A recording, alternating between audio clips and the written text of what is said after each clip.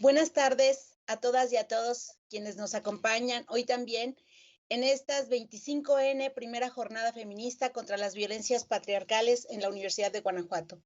A nombre de la Universidad de Guanajuato, de la Dirección de Igualdad y Corresponsabilidad Social, de la Coordinación de Igualdad y del Programa Institucional de Igualdad de Género, les damos la más cordial bienvenida a esta séptima actividad. Hoy tenemos una charla titulada El patriarcado perpetuado por la democracia, una visión de alumnas de ciencia política. En esta sesión nos acompañarán integrantes de la Red de Estudiantes de Ciencia Política, de quienes en un momento leeré una breve reseña. Les comparto que esta sesión tendrá una duración de 1 hora, dividida en 40 minutos de conversación de las integrantes y 20 minutos de preguntas y respuestas. Les motivamos a que nos pregunten, nos dejen sus reflexiones, sus ideas o comentarios en el chat para que los podamos recabar y presentar a nuestras ponentes. Nuestras compañeras van a hacer una presentación en la que van a darse la palabra ellas mismas, ¿no? Ya tienen preparado su texto y lo que nos van a compartir. Y entonces, para iniciar, les voy a leer la reseña de las 5 compañeras que hoy nos están acompañando. En primer lugar, Aranza Buch, estudiante de la licenciatura en Ciencia Política. Ella es feminista, vocera de Redefine y activista por los derechos sexuales y reproductivos de mujeres y niñas. Bienvenida, Aranza. En segundo lugar, hablará Molga Martínez González. Ella tiene 21 años, es activista feminista por convicción y estudiante de ciencia política, interesada en lograr mejores realidades para las infancias. En tercer lugar, tomará la palabra Jessica Astrid Contreras Saucedo, estudiante de la licenciatura en Ciencia Política por la Universidad de Guanajuato. Trabajó en el Instituto Nacional Electoral, el INE, en el área de programas de resultados electorales preliminares y en las actividades de la consulta infantil y juvenil. Una de sus líneas de interés es el tema de la paridad. Bienvenida, Jessica. En cuarto lugar, hablará Valeria Rivera Durón. Ella tiene 22 años, es estudiante de Ciencia Política, es feminista y se inclina en el aprendizaje de los temas relacionados con el medio ambiente. Bienvenida, Valeria. En quinto lugar, hablará Nahuiquetzali Pérez Mañón, de 22 años. Ella estudia Ciencia Política en la Universidad de Guanajuato, le gusta leer y hacer yoga, es aprendiz de feminismos y de izquierda. En la dinámica, entonces, les doy la palabra, compañeras, y yo les aviso cuando estemos cerca de los 40 minutos. Adelante, por favor. Bueno, buenas tardes y bienvenidos a todas y a todas las que nos escuchan. El formato de la charla, como ya lo mencionó la maestra Rosalba, estará dividido en 5 apartados. Pero para comprender un poco más o menos de qué va la charla, es necesario revisar algunos conceptos fundamentales. El primero de ellos es la democracia liberal. La democracia liberal es una teoría antigua. Cuando hablamos de democracia, nos remontamos a la Grecia clásica, que refiere a un poder instituido y ejercido por la totalidad de los ciudadanos. Y me refiero a ciudadanos así en masculino. A partir de una lógica. ¿Pueden poner la presentación en formato de pantalla completa? Gracias. Ok. Para verlo bien.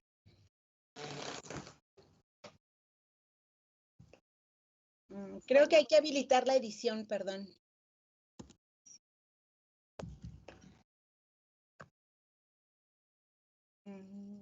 A ver. Arriba, nada más, y para... Ahí, ya. Y ponerlo en pantalla completa. Sí.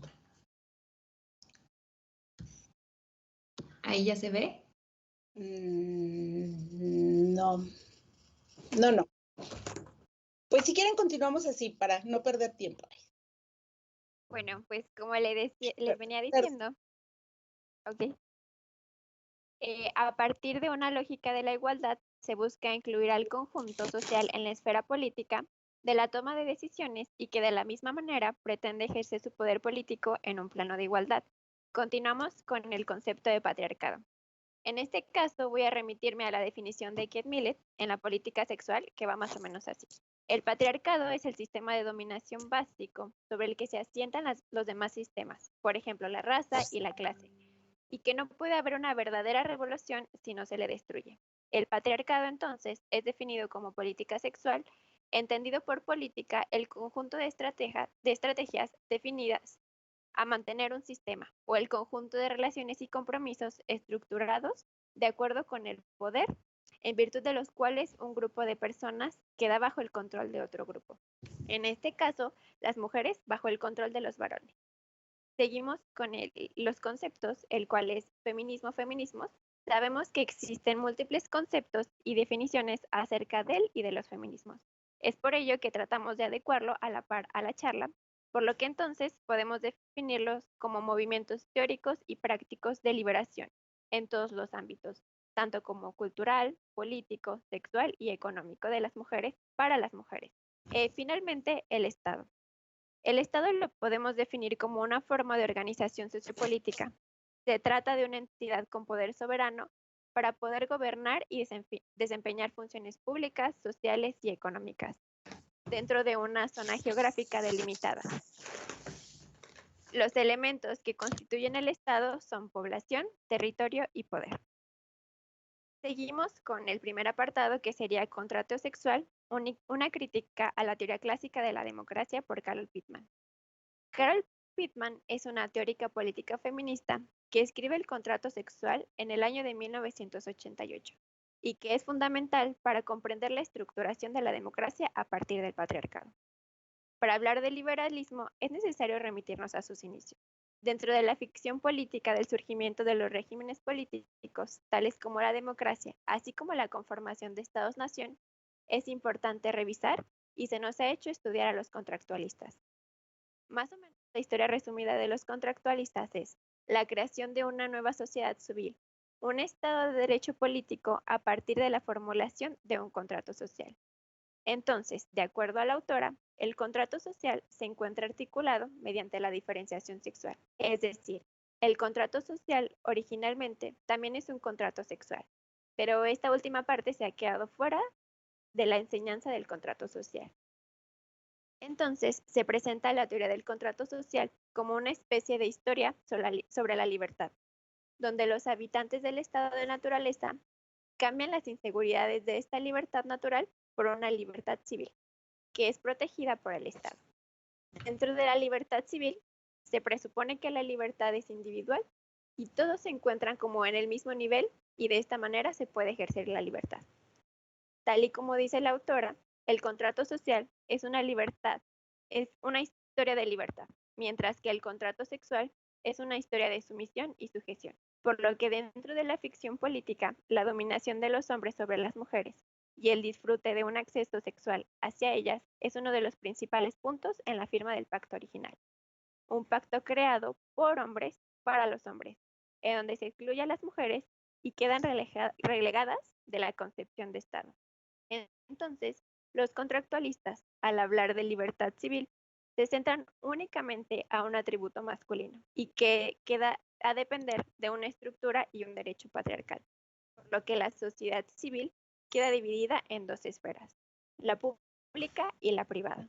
Por una parte se encuentra la esfera pública, a la que pertenecen los hombres, ya que estos, de acuerdo a los contractualistas, son capaces de crear y mantener un orden social. Es decir, se presenta a los varones como aquello racional. Y en la esfera privada quedan relegadas las mujeres, donde su concepción se encuentra dirigido a lo doméstico y a la capacidad de dar vida física.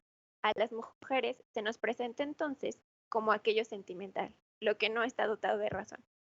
De esta manera podemos decir que la diferencia sexual tiene una significación teórica y práctica, así como una relevancia política que a través de roles de género otorgados e instalados por el patriarcado determinará nuestro lugar dentro de la sociedad, por lo que la teoría liberal clásica se basa en la diferenciación y la significación de los cuerpos. Es por ello que para Carol Pittman nos invita a repensar la enseñanza y los límites de la filosofía política y social a través del feminismo, que ahonde más en las causas o razones de la exclusión de las mujeres en el ámbito público. Lo fundamental que concierne a la filosofía social y política es mirar y cuestionar la estructuración de lo público y lo privado a través del feminismo. Es por ello que el contrato sexual es fundamental para comprender la desigualdad dentro de un contexto de modernidad y reorganización patriarcal entre varones y mujeres, donde los teóricos sociales y políticos operan desde una categoría patriarcal. Bueno, esto sería todo de mi parte y le cedo la palabra a mi compañera Molga.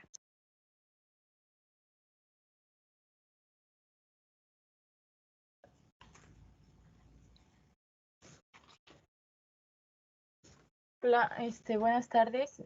Soy Molga y pues bueno, yo les voy a hablar de la democracia liberal, hablar un poco de ella de manera muy breve y también criticarla, ¿no? Bueno, esta democracia liberal en la que estamos hoy en día surge en el siglo XIX bajo dos fundamentos básicos que bueno, después de que la democracia evolucionó mucho, estos dos fundamentos básicos lograron pues, que se diera esta democracia liberal. Estos fundamentos que son la base de este tipo de democracia es la asimilación de que existe un solo modelo de hombre y el segundo es la observación de la diferencia entre clases.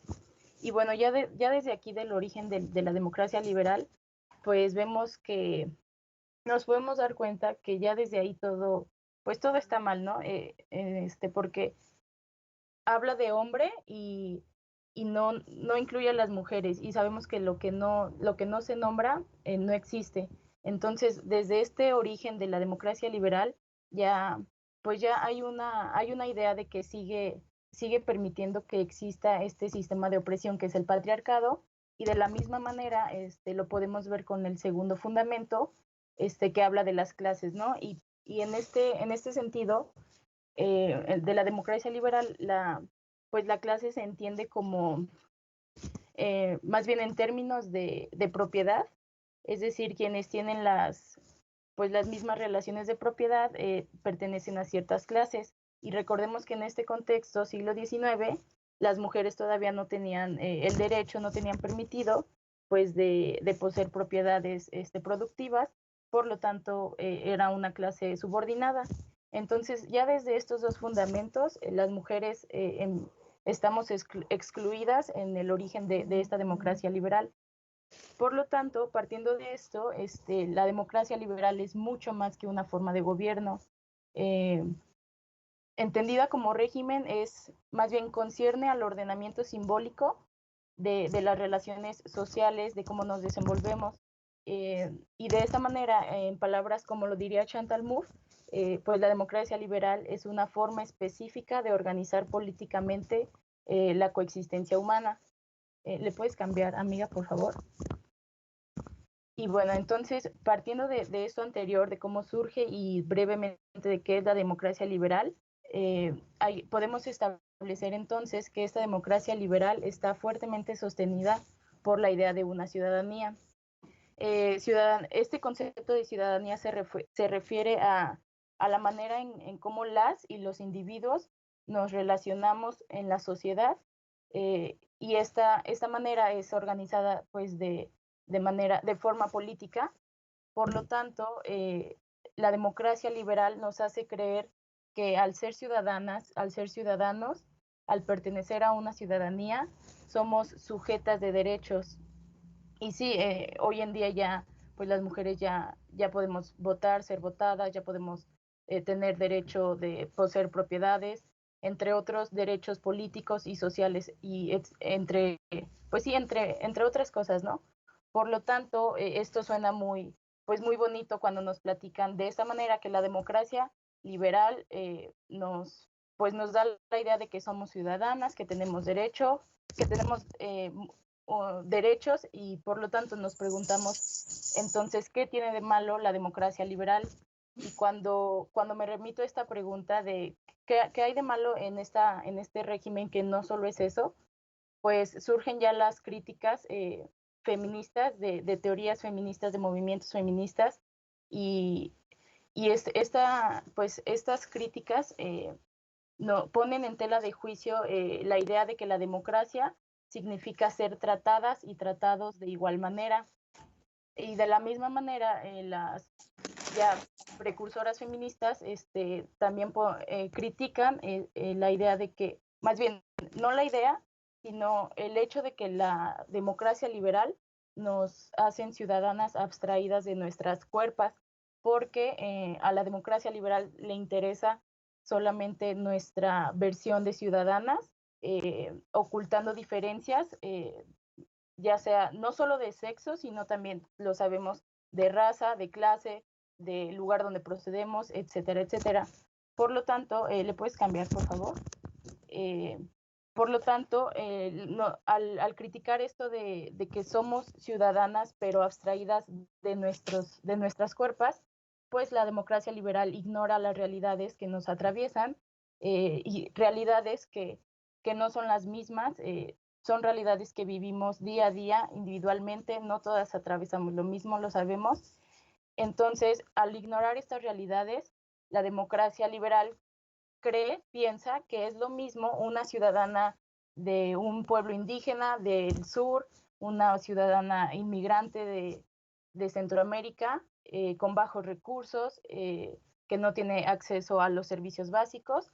Creen que tienen los mismos derechos, creen que son sujetas de los mismos derechos que los cuerpos masculinos, y que hay que tomar en cuenta que estos cuerpos masculinos son la definición perfecta de las democracias, porque recordemos que desde que inicia un contrato social, todo está tomado en cuenta a partir de cuerpos masculinos. A las mujeres no se nos toma en cuenta. Entonces, pues sí, ignorando estas realidades solo hace que las diferencias entre el ideal que es el cuerpo masculino para vivir en una democracia, en una ciudadanía, sigan perpetuando estas violencias históricas que hemos vivido a través de tantos siglos. Entonces, al ignorar estas realidades, pues la democracia liberal no le interesa tomar en cuenta la diversidad que existe de identidades en todas nosotras. Y bueno, esto logra que, más bien no logra, sino que tiene en mente la democracia liberal, que mientras más homogénea sea la ciudadanía, es mejor. Tiene su objetivo es homogeneizarnos tanto como sea posible, que ignore pues lo que ya estoy comentando, que ignore que yo soy o que alguna persona es de cierta comunidad, que pertenece a la comunidad LGBT, que no tiene las mismas oportunidades, a alguien que pues tiene más oportunidades, más privilegios, y sus derechos se ejercen de una manera distinta a la de muchas personas. Por lo tanto, esta idea de homogeneizar, que es lo mismo que la ciudadanía de la democracia liberal, nos hace preguntarnos a nosotras como feministas cómo avanzamos hacia una ciudadanía más heterogénea. Y pues aquí lo que propone Iris Young es esa vida heterogénea, esa ciudadanía heterogénea se puede lograr a través de la transformación de esta concepción que tenemos de lo público y lo privado, porque bien sabemos que pues estas esferas de públicas y privadas se establecieron ya hace muchísimo tiempo, donde a nosotras las mujeres nos asociaban a la esfera pública, a la esfera privada, porque sabemos que las personas racionales que son asociadas a cuerpos masculinos solamente pueden estar en lo público por ser racionales, y las mujeres, al pensarse que son más sentimentales, pues están encargadas del ámbito privado, y al relegarnos de lo público, pues no se toma en cuenta todas las diferencias que existen en nuestras diferentes identidades, ¿no? Por lo tanto, lo que dice Iris Young, y cito, es que esta idea de ciudadanía logra la unidad porque excluye la particularidad. Por lo tanto, mientras más nos involucremos los grupos vulnerabilizados en el ámbito en el ámbito público, pues vamos a lograr que esta vida homogénea, esta ciudadanía homogénea, se empiece a heterogeneizar a través de nuestras demandas y de lo que solo nosotras sabemos, cómo vivimos nuestras realidades.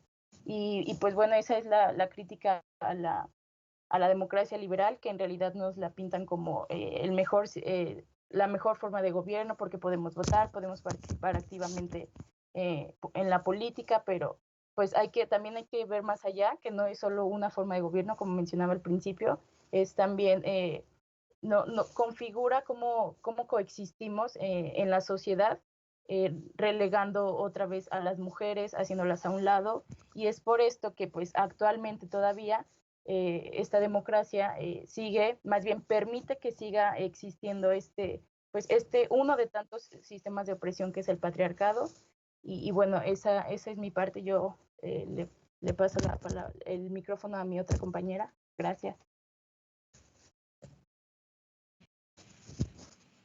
Bueno, retomando lo que dice mi compañera, la democracia fue hecha por cuerpos masculinos para cuerpos masculinos, y podemos comenzar a pensar que los hombres nunca pensaron que había relevancia en que las mujeres accedieran a candidaturas, accedían a cargos de representación popular, accedían a los cargos directivos de los partidos. Simplemente no lo vieron, y cuando se legisló sobre eso, en el caso de México, se visibilizó lo que es la violencia política contra las mujeres. ¿Qué pasó? Cuando se comienza a hablar de cuotas de género y después de paridad, los políticos rechazaron el hecho de que las mujeres accedieran a las candidaturas y se les comenzaron a hacer cuestionamientos que a los hombres nunca se le han hecho. Cuestionamientos como si tenían la experiencia para acceder a ese puesto, si tenían la capacidad, si en serio sus estudios sean los necesarios, cuánto tiempo había militado en el partido para tener un puesto directivo, entre otras cosas, cuáles eran sus capacidades, si las tenía o no, y les exigieron demostrar capacidades, situación que nunca le había sucedido a los hombres ni les sucede.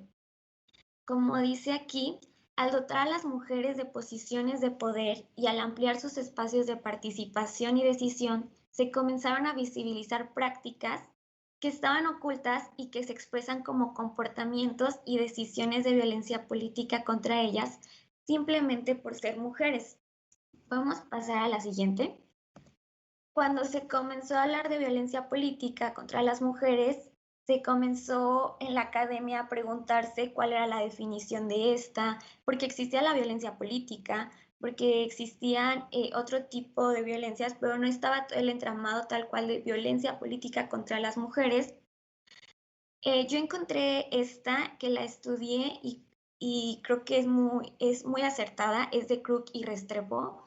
Dice, cualquier agresión física y o psicológica ejercida por responsables partidarios y otros actores políticos para resistir la presencia de las mujeres en la vida pública. Cuando se comenzó a hablar de un porcentaje que eran las cuotas de género, se comenzaron a hacer todos estos cuestionamientos. ¿Podemos pasar a la siguiente?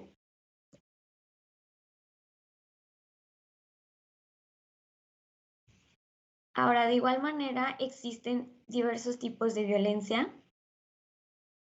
La violencia física incluye secuestro, golpizas, abuso doméstico, aquí también entra el abuso sexual y el secuestro de familiares y o colaboradores.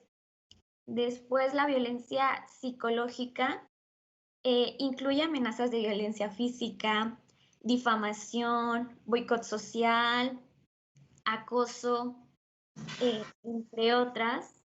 Cuando hablamos también de violencia económica, es cuando, un ejemplo podría ser cuando en las campañas a las mujeres se les niegan los recursos que son destinados a estas, o cuando ya se encuentran en los cargos, existe una restricción sistemática de no dar los recursos económicos que son dirigidos al lugar donde ella está trabajando. También en este sentido, eso es una violencia. La violencia simbólica está muy enclavada en la cultura. Un ejemplo de esto puede ser producción y distribución de imágenes que están altamente sexualizadas, también emplear estereotipos de género como una manera de hacer dudar de su papel en la política, de sus cualidades en la política y también el uso de las redes sociales. Aquí yo puse una imagen que es un ejemplo de violencia simbólica. Como podemos ver, esto sucedió hace 2 elecciones en León. Si alguien es de León, podrá recordarlo porque estos spots se encontraban en toda la ciudad. La candidata para la alcaldía de León venía muy fuerte. El gobierno que estaba en turno comenzó a dudar y decidió sacar estos spots que decía, había 2 tipos. Las Barbies son para jugar, tu seguridad no. Y el otro decía, las Barbies son para jugar, no para gobernar. Entonces, este es un claro ejemplo de violencia simbólica. Claramente, la candidata y su partido se movieron y se quitaron, pero cuando se quitaron ya toda la población de León los había visto. Podemos pasar a la siguiente.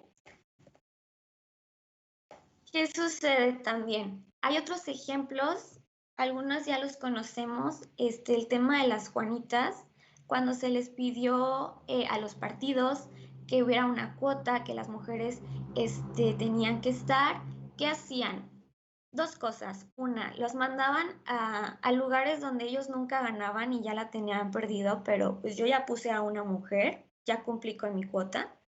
O cuando veían que la mujer iba a ganar, las ponían, la mujer ganaba y pasaban muchas cosas. No les hablaban para que fueran a la toma del cargo, las violentaban, las acosaban, les decían que tenían que renunciar al cargo para que el suplente, porque el suplente siempre era hombre, accediera a este puesto. Muchas, después de agresiones verbales, físicas, de acoso a las familiares, declinaron. Otras tuvieron que irse a instancias, ya tuvieron que ir a tribunales a hablar de esto para, pues sí, para poder acceder a su puesto. Y todavía cuando ellas ganaban en los tribunales, ellas seguían sufriendo acoso. Muchas cuentan que ellas cuando estaban trabajando, si un hombre o cualquier persona que estaba ahí les hablaba, los despedían a ellos para que vieran que el hecho de que ella estaba ahí era un problema y que ella se fuera. Entonces empezaron a despedir a todos los que les hablaban o ahí mismo seguían sufriendo. Entonces, ese ha sido el problema que ha dado el inicio de las cuotas de género, que los hombres no quieren aceptar despojarse de sus cargos, ellos no aceptan que las mujeres están preparadas, que las mujeres tienen liderazgo, porque como ya se comentó, la democracia se ha hecho desde cuerpos masculinos para cuerpos masculinos. Se han creado instrumentos internacionales que regulan la violencia política contra las mujeres. Una es la CEDAW, que es la Convención sobre la Eliminación de todas las formas de discriminación contra la mujer. También existió la Convención Interamericana para prevenir, sancionar y erradicar la violencia contra la mujer. Se han creado normas. En el caso de Latinoamérica, el primer país que creó una norma que regulara explícitamente el acoso y la violencia política contra las mujeres fue Bolivia. Seguido de esto, México, Costa Rica han intentado hacer algo, pero en realidad el pionero en Latinoamérica fue Bolivia. Y pues como podemos ver, seguimos con el tema de que se abren los espacios, se legisla para que existan estos espacios porque históricamente no han podido acceder las mujeres y comienzan los cuestionamientos, comienzan las dudas, la violencia, como ya la hemos hablado, todos los tipos. Y seguimos con esta crítica de que la democracia, por más que se intenta, sigue siendo pues para hombres. Pues aquí termina mi intervención. Puede seguir mi compañera. Hola, buenas tardes. Bueno, yo ya, como mis compañeras han dicho, las mujeres han estado excluidas desde el ámbito social, desde el ámbito de la democracia. Yo les voy a hablar de la exclusión de las mujeres desde la educación. Y me gustaría empezar con una pregunta que me hice al principio. ¿Realmente hubo avances en la educación? ¿Le puedes cambiar, por favor? No podemos negar que sí ha habido avances en este siglo XXI, a diferencia de las décadas pasadas, pero hablamos desde nuestra experiencia, desde nuestros privilegios, porque aún sigue habiendo mucha violencia política por parte en la educación en comunidades indígenas. Entonces, hablando desde nuestros privilegios, creo que ha habido un pequeño avance.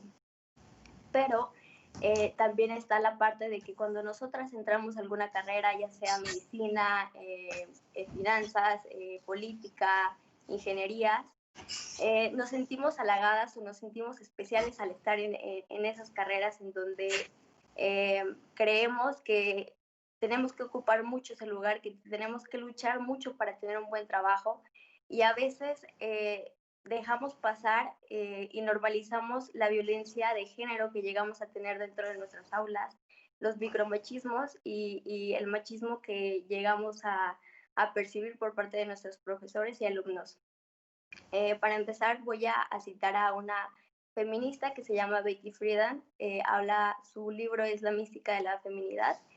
Ella, en su libro, en el capítulo 7, describe el modelo educativo que existía en los años 50 y 60, cómo estaba esta educación solamente para las mujeres, y que su única función de esta educación era seguir fortaleciendo el rol de las mujeres en este ámbito. En su escuela solamente impartían asignaturas como elección de la pareja, adaptación al matrimonio, educación para la vida familiar, con el único fin de que se siguiera reforzando esta institución familiar y que las mujeres siguieran con esta exclusión y quedándose en la esfera privada. ¿Me puedes cambiar, por favor?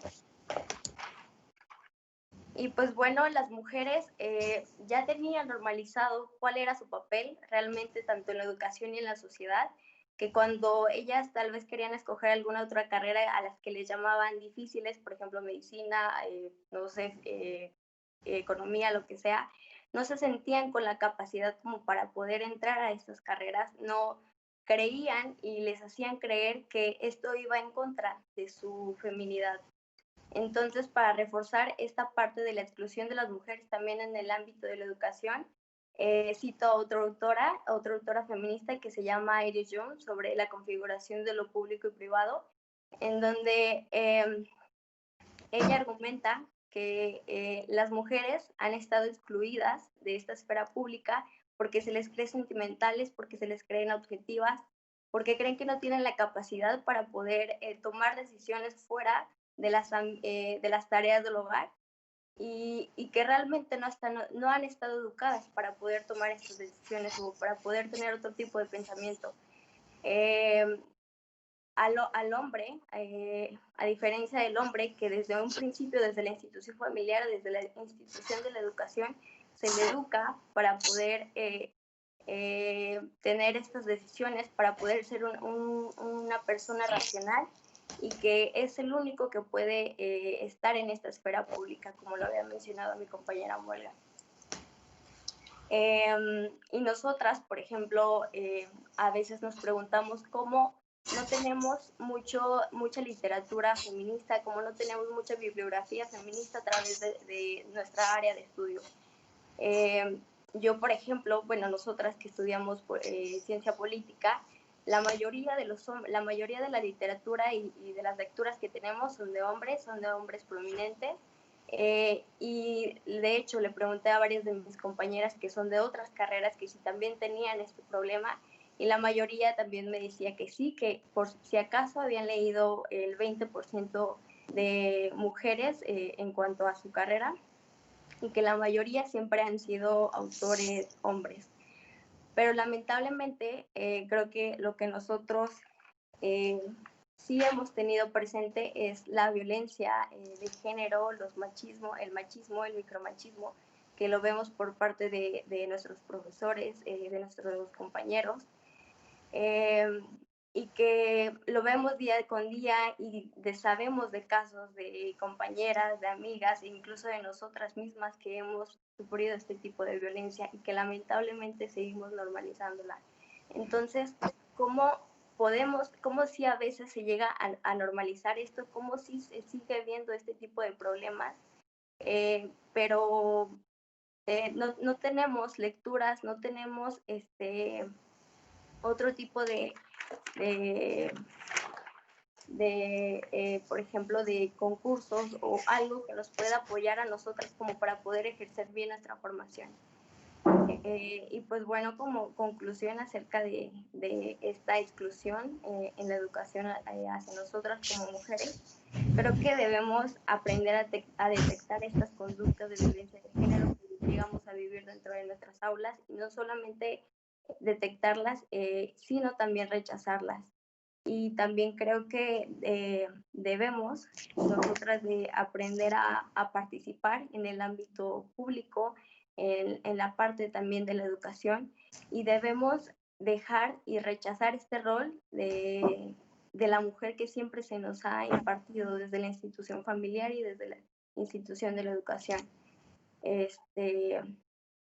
Y pues bueno, aquí en esta parte puse una foto, de hecho, donde dice la guía de la buena esposa, 11 reglas para mantener a tu marido feliz, y realmente esos eran los pósters, esos eran los libros, esa era la educación que se les ponía a las mujeres.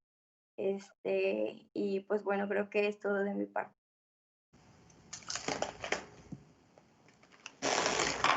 Bueno, pues yo voy a quitar la presentación porque me es un poco complicado manejar pues todo, ¿no? Entonces, pues bueno, yo primeramente me disculpo porque van a escuchar muchos camiones. Yo intento que no haya ruido, pero no se puede, y también que tengo una silla muy ruidosa. Entonces, pues bueno, vamos a intentar ya resumir todo lo que mis compañeras han dicho. Y pues bueno, mi participación va de cómo los feminismos son parte de los procesos de emancipación, ¿no? Elegí los procesos de emancipación desde un contexto personal, ya que al menos desde mi historia, desde mis resistencias, el incursionarme en los diversos feminismos que hasta ahora pues he podido hacerlo, han significado una emancipación política, económica, cultural, social, pero que además me parece importante definir la emancipación como la construcción de una autonomía política, evidentemente no desde la perspectiva de la democracia liberal, ¿no? En cuanto a los feminismos, me parece fundamental aclarar que en este caso me refiero a los feminismos populares, aquellos que toman las historias, el contexto, las resistencias de las personas, para a partir de ahí visibilizar las opresiones que no solamente son de género, sino también de clase, de etnia, de edad, de raza, de condición social, de condición económica, etc. Las cuales, pues obviamente, difieren con los feminismos liberales o con los feminismos blancos o del norte, los cuales se basan obviamente en el individualismo de la democracia liberal, pero también en la idea de la meritocracia como el medio en el que las mujeres accedemos al poder y a la vida pública. Los feminismos populares evidencian, con base en la interseccionalidad, y aquí voy a hacer un breve paréntesis, la interseccionalidad como mera herramienta descriptiva, ya que hace unos días veía un video de una activista latinoamericana feminista que se llama Ochi Curiel, la cual dice, bueno, sí, o sea, en mi acción política está muy padre que desde la interseccionalidad visibilicemos las opresiones, pero nuestras acciones políticas no pueden estar basadas en la reivindicación de las desigualdades, ¿no? Tenemos que eliminar aquello que nos convierte en mujeres oprimidas en este caso. Es decir, la interseccionalidad nos dice, ok, tu condición es de mujer, tal vez madre soltera, indígena, sin educación, ¿no? Entonces, como un paliativo, te doy una política pública, un apoyo económico, pero tu condición sigue siendo la misma, tu condición sigue siendo de opresión, ¿no? de esta manera es que la interseccionalidad nos va a ayudar como herramienta descriptiva para lograr la emancipación necesaria y de esta manera cuestionar, pero también cambiar, es decir, llevar acciones positivas en las estructuras de opresión que en este caso el Estado y la democracia nos imponen, ¿no? Los feminismos los considero que son proyectos políticos alternos a las democracias liberales. Obviamente en este caso el feminismo blanco, el feminismo liberal, pues es parte de la misma democracia liberal, ¿no?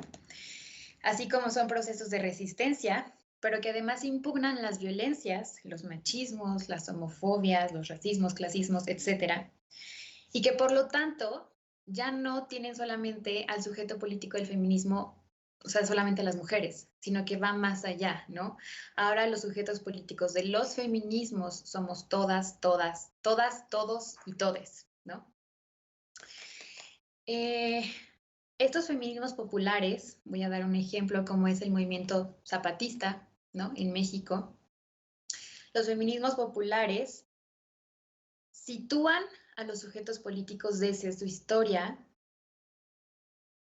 para a partir de ahí pensarnos, ¿no? Dejar de pensarnos tal vez en el feminismo del norte, sino tomar nuestras propias historias y resistencias y de esa manera poder emanciparnos.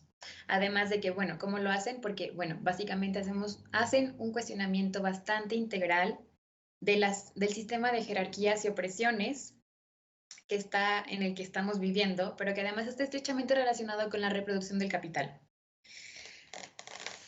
Sabemos que las desigualdades estructurales no están ahí por error, ¿no? Por casualidad. Sabemos que las desigualdades son consecuencia, son parte de un sistema político que marida el patriarcado con el capitalismo, o el capitalismo con la democracia liberal. Entonces, parte de cuestionar y llevar acciones positivas a eso, ¿no? Ahora, para lograr la emancipación política es necesario, pues, tomar las opresiones, cuestionarlas, eliminarlas. Y pues bueno, aquí la democracia liberal se sustenta por injustas distribuciones de la riqueza, del tiempo y del deseo. Por ejemplo, hablando de la riqueza, podemos saber que la desigualdad tiene género. En un promedio mundial, se sabe que aquellos hogares que tienen una cabeza que es mujer, que es gay, que es lesbiana, que es transexual, etcétera, son los hogares que son más pobres, ¿no? Ahí podemos ver claramente una desigual distribución de la riqueza. Además, bueno, sabemos que la brecha salarial entre hombres y mujeres, ya ni siquiera hablamos de diversidades porque no se toman en cuenta, es del 24%. Y para cerrar esa brecha, al paso que vamos, nos tomaría 170 años eliminarla. Es muchísimo. Otro dato súper breve para ejemplificar la desigualdad de la riqueza es que el 75% de las mujeres que viven en países de desarrollo, que puede ser nuestra región, ¿no? Nuestra región Latinoamérica, no cuentan con contratos laborales, no cuentan con acceso a seguridad social. Y es muchísimo, es 3 de cada 4 mujeres no están ahí. Ahora, cuando nos vamos a la injusta distribución del tiempo, es porque, bueno, históricamente sabemos, y esto lo voy retomando de todo lo que mis compañeras ya dijeron, sabemos que a las mujeres se nos ha relegado al ámbito reproductivo y a los hombres al ámbito productivo, ¿no? Las mujeres somos las encargadas de los cuidados, de la economía de cuidados, y esto tiene que ver con todas las actividades que van referentes al hogar, pero también a cuidar a niños, niñas, niñes, adultos de la tercera edad, a personas con alguna discapacidad. Y aquí voy a pues bueno, esto obviamente lo antecede la división sexual del trabajo, ¿no? Y aquí tengo también otros datos de la Organización Internacional del Trabajo, donde básicamente nos dice, ok, en promedio, una mujer al día, 3 horas de su trabajo son remunerados. Las otras 4.4 horas son de trabajo no remunerado. Mientras que los hombres tienen 5.4 horas de trabajo remunerado y 1.4 horas de trabajo no remunerado. Entonces, esto básicamente ejemplifica que la distribución del tiempo y de la riqueza es totalmente desigual y que, bueno, vivimos en un sistema totalmente asimétrico sobre la titularidad de la riqueza y de la tierra. Por último, está la injusta distribución del deseo, el cual, pues, nos sitúa a las mujeres con un destino biológico que no puede cambiar, ¿no? La maternidad. La maternidad, obviamente, con el sentido de reproducir el capital, como ya lo había mencionado, y que, pues bueno, tal vez, ¿no? Tal vez empezó eso incluso antes de la democracia liberal. No lo sabemos, hay muchas investigaciones, pero que bueno, hasta ahora finalmente el Estado sigue regulando nuestras maternidades, nuestros cuerpos, nuestros partos, nuestros abortos y pues que básicamente nos sitúa en una condición desigual y oprimida, ¿no? Ya para terminar, porque ya me pasé un poco de tiempo, pues bueno, quiero mencionar que desde los feminismos el poder se toma en cuenta no como opresión, sino como consenso, ¿no? Y es ahí la gran diferencia de los feminismos contrapuesto con la democracia liberal. Y que además para lograr la emancipación de las diversas opresiones por parte del patriarcado y de la democracia liberal y del Estado, es necesario que los proyectos feministas sean ahora las políticas progresistas de izquierda, ¿no? Que en otras palabras de Alicia Millares podría ser una democracia feminista. Entonces, pues bueno, eso será todo por mi parte. Cedo la palabra a nuestra moderadora. Gracias.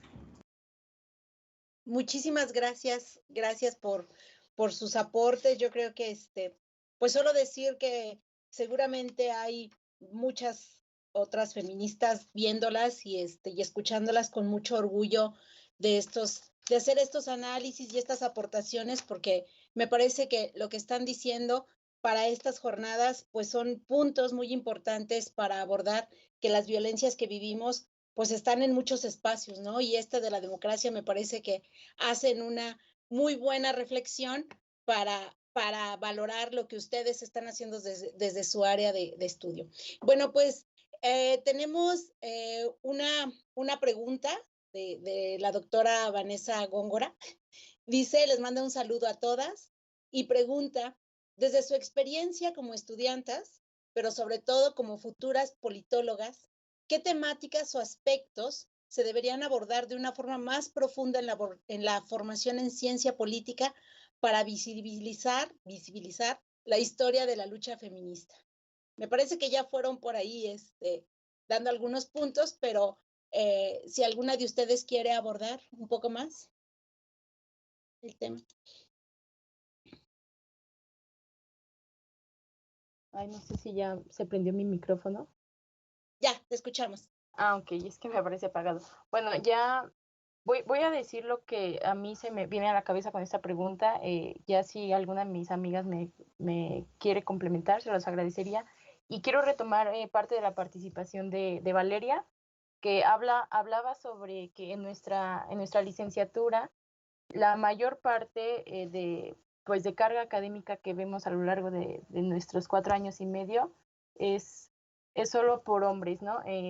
No vemos en realidad teorías de todo lo que abarca la ciencia política por mujeres. Todo es desde visiones masculinas, desde los contratos sociales, y en realidad también creo que más bien no es solamente de la formación en ciencia política.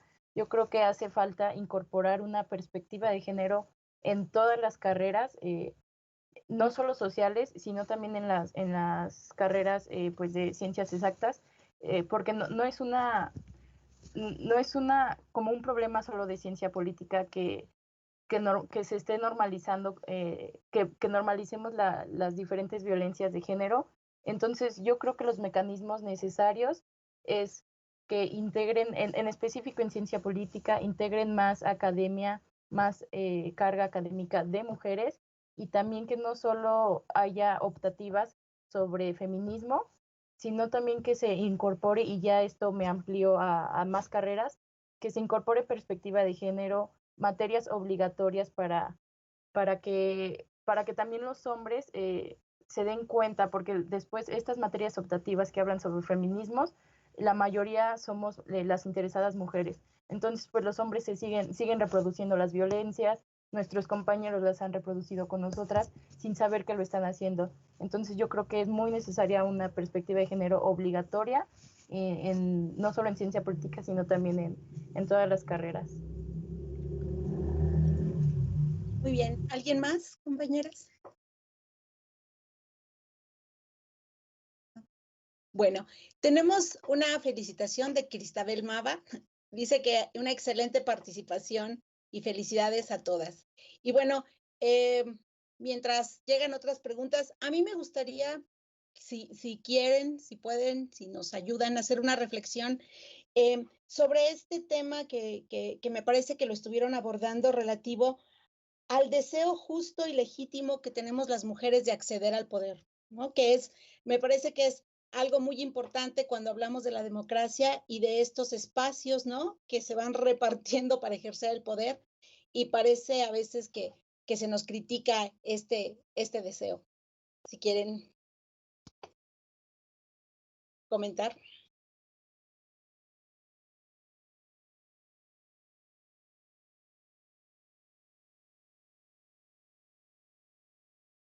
No, allá.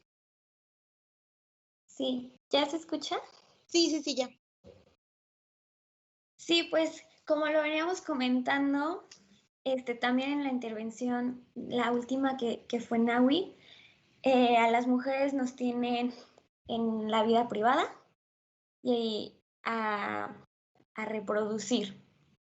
Cuando quieres salir, no, o sea, justamente yo he tenido esta conversación, se puede decir que todos los días, y hasta cuando quieres acceder a cargos de poder, en los puestos es como, sí, vete al área de género nada más. No te vayas a las finanzas, no te vayas, es que estos son como más importantes, entonces no, como que una mujer ahí no se ve bien. Mejor vete aquí al área de género, de educación, que quien lo quiera hacer está súper bien. Entonces, sí, claro, habemos o hay a quienes sí les interesa el género de 100 y van a decir sí, pero si yo que estoy, por ejemplo, en DESEA, estoy estudiando contaduría, estoy estudiando empresas, a mí me interesa otra área y no me van a poner ahí porque, como ya dijimos, las cosas están hechas desde cuerpos masculinos para cuerpos masculinos. Entonces mi cuerpo de mujer, para ellos no les es, no, yo no encajo ahí. Y entonces es por esto que se comienzan a hacer las dudas y cuando, por ejemplo, en el tema de la paridad, no, es lo peor que ha pasado porque no que se lo ganen ellas. Así como me lo gané yo, y es como te explico que desde tu cuerpo tú ya tienes, ya tienes todo dado, mientras que históricamente a nosotras nos han rechazado, nos han dejado en la vida privada, y ya es como que no, es que ustedes quieren todo, y es como, es que nunca nos han dejado decidir ser parte de algo. Y piensan que por eso nosotras no somos, no encajamos ahí. Pero creo que pues ese es el problema, que aunque nosotros lo vemos, por el hecho de ser estudiantes, lo vemos mucho desde las teorías, pero ellos tal cual en sus vivencias no entienden, ellos no saben qué teoría están hablando, pero sí reproducen las violencias y dicen, no, es que como que una mujer liderando, no. Entonces creo que ese sería el problema. Muy bien. ¿Alguien más ya para ir cerrando la sesión, compañeras? A mí Sí, sí me gustaría reforzar el comentario de mi compañera Jessie. Sí, creo que a nosotras, o sea, ya lo habíamos mencionado, tenemos muchas instituciones que nos norman a nosotras como mujeres. Tenemos la institución familiar, la institución de la educación y la institución de la sociedad. Entonces, a partir de estas primeras instituciones, nos van formando a ser amas de casa, a querer casarte, a tener otras aspiraciones y tal vez sí trabajar, pero de tiempo parcial. ¿Por qué? Porque le tienes que dar atención, porque vas a tener hijos, porque vas a tener otros temas que te competen a ti como mujer. Entonces, creo que nosotras como mujeres sí tenemos la capacidad, obviamente, a pesar de que siempre los hombres siempre han estado en estas esferas públicas, pero no, más bien nosotras no somos sentimentales, no somos emocionales, no tenemos, o sea, ese rol de la mujer creo que ya es muy, muy pasado, sino que debemos aprender nosotras y que esa educación de las mujeres también tienen que recibir a que sí somos capaces de estar en la esfera pública, de estar en cargos públicos y de estar en cualquier trabajo. Entonces, pues ya, creo que esa es mi intervención. Muchas gracias. Pues tenemos comentarios. MB Rodríguez dice, así es, yo vengo acompañándolas como egresada de la Facultad de Minas. Hay otro comentario que dice, se tiene que trabajar mucho, no solo con las autoridades políticas, sino con la sociedad para que también apoyen la paridad política. Y también dice, bueno, este es de Laura Consuelo Espínola, y dice también, además es importante abordar la importancia de conocer la historia de la paridad política en México. Las felicito por su compromiso. Hay otro mensaje que dice, felicidades compañeras, son un gran ejemplo, de Yiriel Olmos. Y bueno, no sé si quieran hacer un pequeño cierre, ya estamos en el límite del tiempo. ¿Alguna de ustedes? ¿Una conclusión? Pues si nadie más quiere cerrar, me gustaría decir a mí que, pues, a manera de conclusión, no del tema, sino es como algo que siempre me motiva mucho y creo que a muchas de nosotras también, es que siempre hay que estar acompañada y buscando constantemente redes de mujeres porque, pues sí, las opresiones para nosotras vienen de todos los espacios posibles y ya lo vemos con esta charla, ¿no? Desde un régimen democrático que se supone mejoraría las cosas desde hace muchos años, no es así, más bien sigue alimentando estas opresiones. Entonces, claro que son cosas elementos muy desalentadores, pero a mí siempre me motiva estar acompañada de estas redes de mujeres y pues también agradecer a Carla, Joana, a la unidad de género por estos espacios que yo creo que van a ir logrando más cosas en la universidad. Muchas gracias también a Rosalba, a la maestra Góngora, por estar ahí al pie de cañón con nosotras, con todas las alumnas de la universidad. Y me motiva mucho estos pequeños logros. Bueno, y nosotras agradecemos su disposición y su reflexión. Pues cerramos entonces esta sesión. Leemos la constancia. Perdón, por ahí levanté la mano. Ay, no, perdón, doctora, es que como está. Adelante. No te preocupes.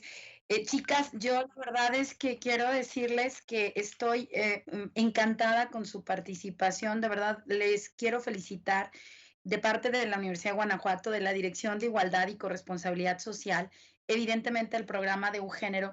Estoy gratamente sorprendida con esta calidad de exposición. Lo comentaba con su maestra Vanessa, digamos, está aquí también Rosalba, que ha venido trabajando tanto estos temas. Toda esta semana ha estado dedicada evidentemente al feminismo, pero además desde la universidad, con profesoras de la universidad, del nivel medio, del nivel superior, compañeras ayer que tuvimos un taller también de la colectiva Verde Aquelarre, y fantástica su participación. De verdad, déjenme decirles que estoy muy emocionada estructuraron su exposición de una manera ejemplar, nos fueron llevando de la mano hacia el tema tan provocativo del título de la charla. Es decir, cuando yo vi en la propuesta esta charla, me provocó demasiadas cosas. Es provocadora además, porque evidentemente uno tiene estas ideas clásicas o tradicionales, o lo que nos enseñan en la escuela, que la democracia y el mejor sistema, los derechos liberales, los derechos de la primera generación, es decir, bueno, ya con eso hicimos absolutamente todo, pero esta reflexión desde una sociedad patriarcal, o sea, de ver lo que nos ha ocurrido y cómo se sigue ocultando hoy en día aún, y las luchas que se han tenido que dar para tener estos triunfos en paridad, para tener estos triunfos dentro de estas democracias construidas evidentemente con esta ideología patriarcal. De verdad estoy encantada. Quiero decirles que la universidad es el espacio, es el lugar donde ustedes pueden manifestarse. Es de verdad, les manifiesto el compromiso del rector general, también de la institución en general, para que estos sean espacios que se lleven a cabo cada vez con mayor frecuencia. Esta red de estudiantes de ciencia política nos han demostrado lo que es este análisis teórico práctico de las realidades desde la ciencia política que estamos viviendo.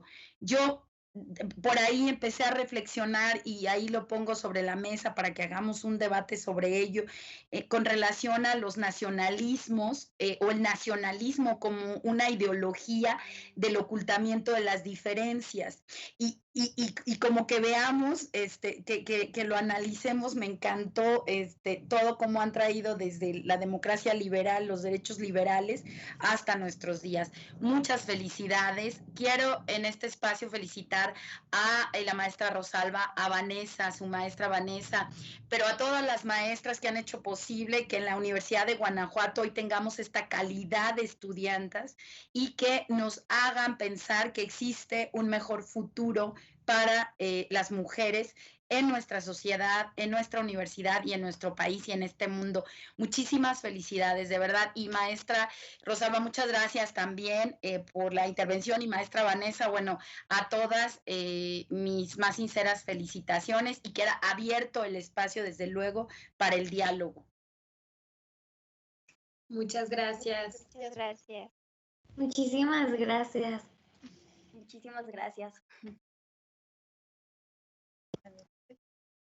Bueno, pues la Universidad de Guanajuato otorga el presente reconocimiento a la Red de Estudiantas de Ciencia Política por su participación en la primera jornada feminista contra las violencias patriarcales en la Universidad de Guanajuato, con la charla El patriarcado perpetuado por la democracia, una visión de alumnas de Ciencia Política, Guanajuato, 25 de noviembre del 2020. La verdad os hará libres. Firma el doctor Luis Felipe Guerrero Agripino, rector general, y la doctora Arminda Balbuena Cisneros, directora de Igualdad y Corresponsabilidad. Muchas gracias, muchas felicidades, y bueno, continuamos con las jornadas esta semana. Adelante.